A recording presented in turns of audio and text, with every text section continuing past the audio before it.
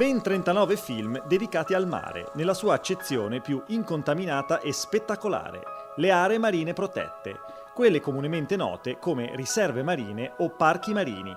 È stato alto, oltre ogni aspettativa, il numero di cortometraggi e lungometraggi inviati alla giuria del Camogli International Marine Reserves Film Festival, abbreviato In Mare Film Festival, la prima rassegna cinematografica internazionale dedicata alle aree marine protette, che si svolgerà a Camogli il 6, 7 e 8 dicembre ed è promosso dall'Area Marina Protetta di Portofino e dal Comune di Camogli.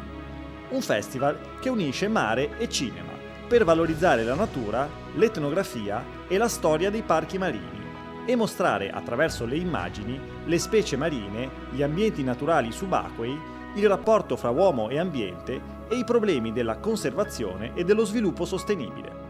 In Mare Film Festival è un concorso cinematografico internazionale molto ambizioso, di cui non esistono omologhi. Ci sono altri festival di cinematografia subacquea, però cinematografia subacquea in generale, quindi eventi che prediligono magari la cura dell'immagine, no? Quindi la parte tecnica.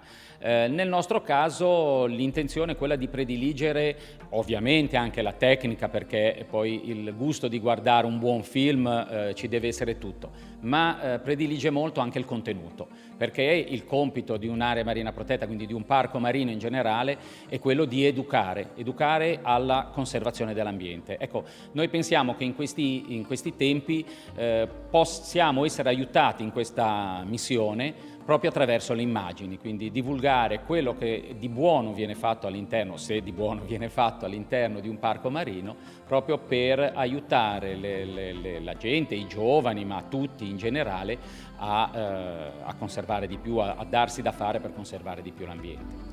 L'area marina protetta di Portofino, antistante il celebre monte, è una delle 3 della Liguria ed è gestita dai comuni di Camogli, Portofino e Santa Margherita Ligure, oltre che dall'Università e dalla provincia di Genova. A promuovere e organizzare la prima edizione della Kermesse, insieme alla MP Portofino, è il comune di Camogli, che già da anni aveva intenzione di lanciare questa iniziativa. L'obiettivo per il comune rivierasco è attrarre turismo nel Golfo Paradiso anche in piena bassa stagione, puntando su un target qualificato di appassionati di mare e di fotografia e cinematografia subacquea, ovvero quelli che durante l'estate frequentano l'area marina protetta facendo immersioni che sempre più frequentemente immortalano con foto e video. Il Comune di Camogli ha avuto quest'idea e l'ha supportata attivamente proprio perché ha una finalità di promozione turistica, no?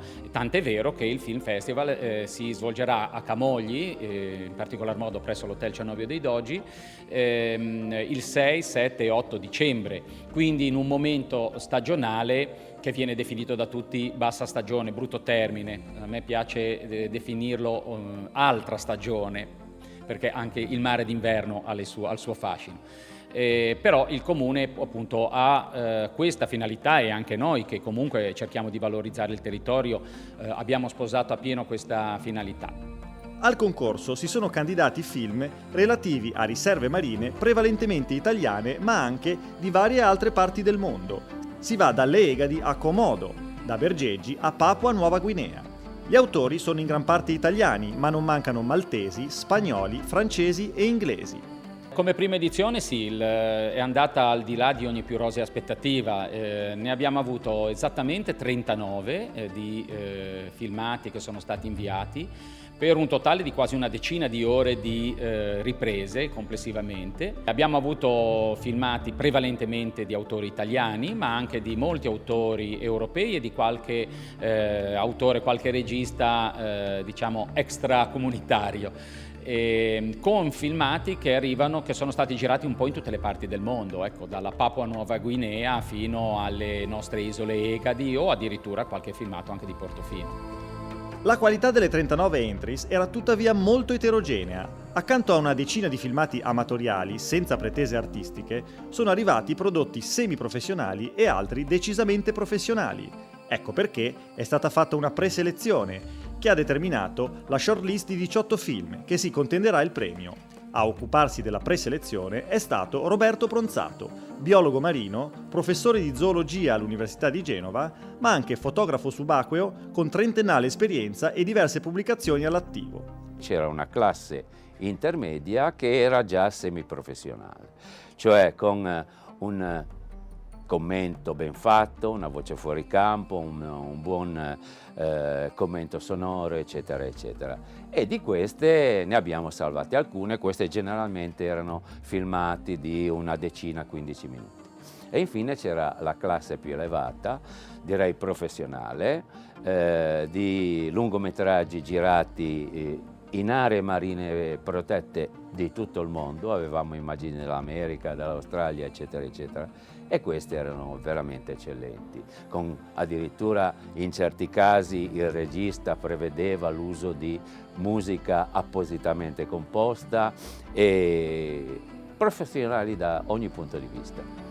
A decretare il vincitore del Festival in Mare l'8 dicembre sarà una giuria composta da nomi di grande rilievo e popolarità nel campo della divulgazione naturalistica e marina in particolare, a partire dal più celebre di tutti.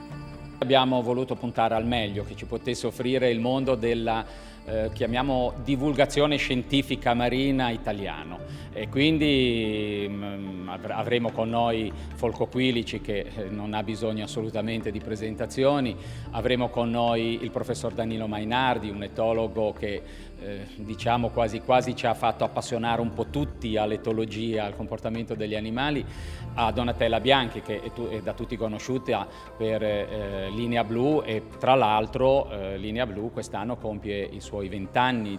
Della giuria faranno parte inoltre Angelo Moietta, biologo marino e divulgatore scientifico milanese, fra i più convinti fautori del festival, e ovviamente lo stesso Pronzato, che il mare, le sue meraviglie e il suo rapporto con l'uomo li conosce bene. Come trattiamo noi umani l'ambiente non può essere considerato soddisfacente, anche se diciamo, l'istituzione delle aree marine protette è stato un momento importante che ci fa ragionare su quali sono le zone importanti, specialmente dei fondali marini, che la gente di fuori non vede e che quindi vanno particolarmente protetti. Direi che un'area marina protetta non può essere veramente protetta, non può essere chiusa in una sfera di cristallo, quindi quello che succede in generale nel mare ricade anche fatalmente sulla piccola zona protetta. Per esempio, per quanto riguarda il Mediterraneo, il riscaldamento che abbiamo nelle acque provoca ogni fine estate delle grandi morie di molti organismi. Però in generale, da quello che si è visto, lo sforzo che viene fatto dalle aree marine protette per salvare il salvabile è veramente utile e interessante.